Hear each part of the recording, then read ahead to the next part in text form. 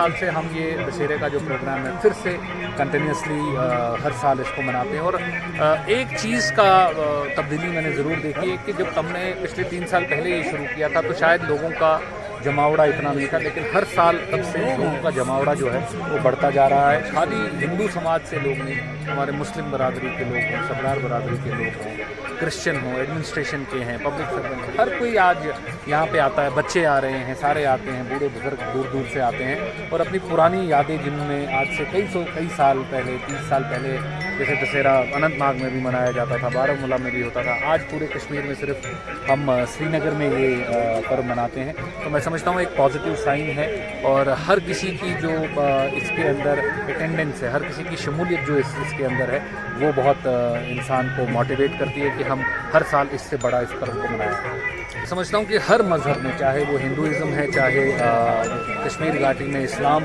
को मानने वाले हैं, हर किसी में, चाहे हिंदुज़म या इस्लाम, दोनों में बुराई के ऊपर अच्छाई की जीत का मैसेज जो है ये रहा है। हम आज रावण दहन करते हैं, आप इसी तरीके से इस्लाम में इब्लीस को जैसे शैतान की नज़र से देखा जाता है, वैसे ही रावण को यहाँ देखा जाता है। दोनों एक ही चीज़ का मैसेज देते हैं कि चाहे इंसान के अंदर कितना भी काबिलियत क्यों ना हो, कितनी भी वो दुआ करे, लेकिन कहीं एक जो गलती होती है, जो घमंड उससे वो गलती कराता है, वो उसको चकनाचूर कर देता है। और ज़िंदगी भर के लिए आज आप देखिए सैकड़ों साल से इब्लीस और रावण दोनों माशरे में कैसे जाने जाते हैं। तो हम आज के दिन से यही सीख लेते हैं कि बार बार घमंड इंसान के अंदर ना आए, बुराई चाहे कितनी भी ताकतवर रहे, अच्छाई उसके ऊपर आखिरकार जीत हासिल। आज दशहरा है, हर साल की तरह इस साल भी दशहरा KPSS कश्मीरी पंडित सागर समिति विद द हेल्प ऑफ पंडित बालन पुणे से मनाया जाता है। इस साल भी आज कल से हम तैयारी पे थे, आज पूरा हो गया है। तो 6 बजे रावण दहन हो जाएगा।